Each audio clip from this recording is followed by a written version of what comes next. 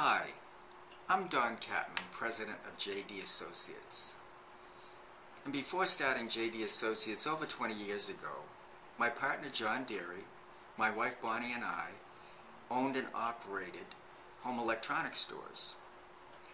Now tell me, have most people heard of or seen a TV show called America's Dumbest Criminals? I don't know how long it was on or what network it was on, but it was a pretty funny show. It's not so funny when you're the victim. So today I'd like to share something that happened at one of my stores when a dumb criminal came in.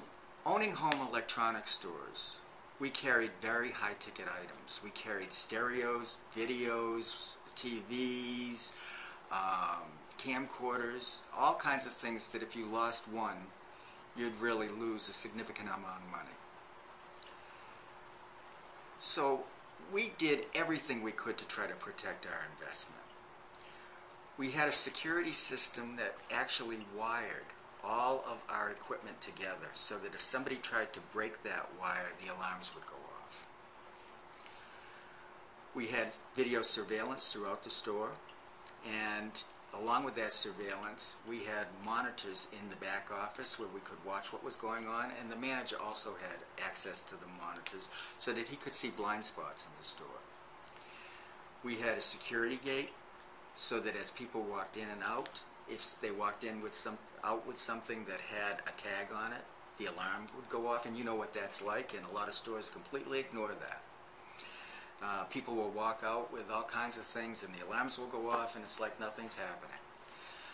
We didn't ignore it. And then additionally, because we had a lot of breaks at night, what we would do, what we had is we had installed a security gate that came down over the windows and over the doors to protect people from smashing through the stores. Because if you had a smash and grab, you could lose $10,000, $20,000 in a matter of 3 minutes.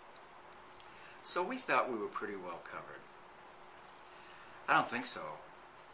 Criminals are pretty good at getting around whatever you put in. It's just like hackers today. You think that you can get past a hacker by putting in all kinds of network security. They still find a way to get in. So one day what happened was this guy comes in with a lightweight jacket. He immediately goes over to the camcorder section, so my manager suspected that he had been there before and he knew exactly what he was doing. So my manager kept an eye on him. He was very good about that. And what happened was this guy, in no time, starts walking back towards the door. Only this time he had something under that jacket. Somehow he had managed to get through that security system without setting off the alarm. So my manager looks over, sees a camcorder missing, and by the way, it's a $1,500 camcorder. So my manager stops him at the door and says, "Hey buddy, what do you got under that jacket?" Well, he's certainly not going to tell him what he's got under the jacket. So what he does is this guy hightails it out the door and runs like crazy to the back of the store where there are woods.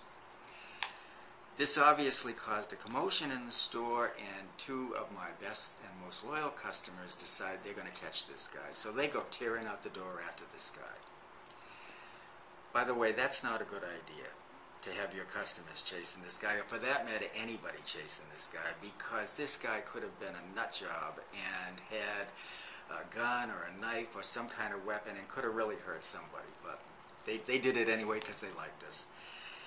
So they're chasing this guy up this path in the back of the store, and this guy knows that he's in pursuit, so he's just frantic, and so he turns around, he takes the camcorder out of his jacket and he tosses it at these guys. Luckily it didn't hit either one of them, but what it did is it smashed all over the ground, and there goes $1,500 at retail. It's gone.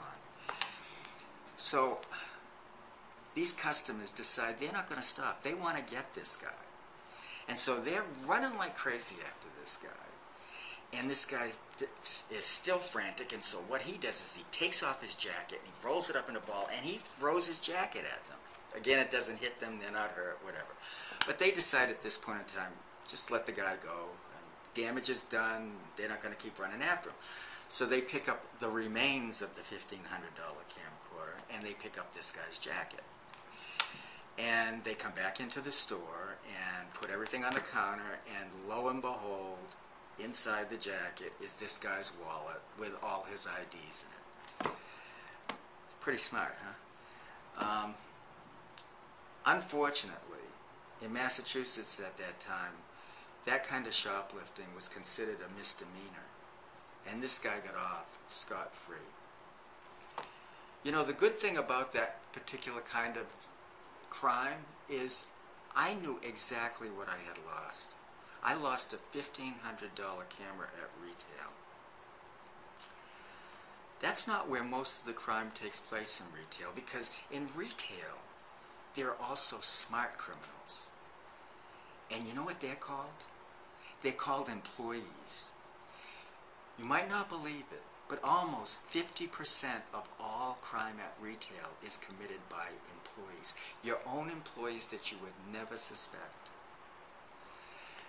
So you could be going on forever and have a silent partner. Now the thing about when an employee steals is they usually don't steal once. They begin to watch the patterns in the store. They begin to watch who's coming in, who's not in, where things are, how to get things in and out.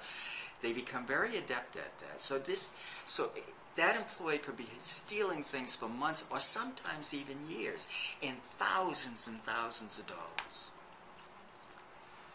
So you really got to take precautions when an employee works for you that you might suspect is stealing from you. But how can you notice it quickly? How do you just stop it before it goes on too long? What you should be doing several things. One of the first and easiest things to do is to run regular reports in your point-of-sale system. There are many reports that will show you irregularities.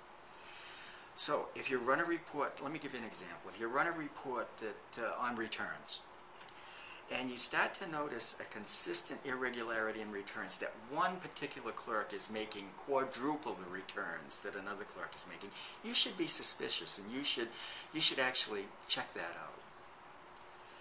There are many other reports as well, and then there's another thing that you should do. You should do the video surveillance that we did in our store. You should keep an eye on it. And most video surveillance systems nowadays will actually tie into your transaction log in your POS so that you can filter out what you want to see. So if you want to see a specific employee making returns, you can filter that down, and you're not going to have to watch 8 hours of video. By the way, that can be used in court. Those videos can be used. So you really got to keep an eye on that, and you should also have video surveillance not only at the registers and around the store, you should have it at the exits. Because many employees, and this is very common, will actually put something in the trash, bring it out with the trash, put it in the dumpster, and then go retrieve the merchandise after the store closes. And you'll never know it unless you see them going out of the door.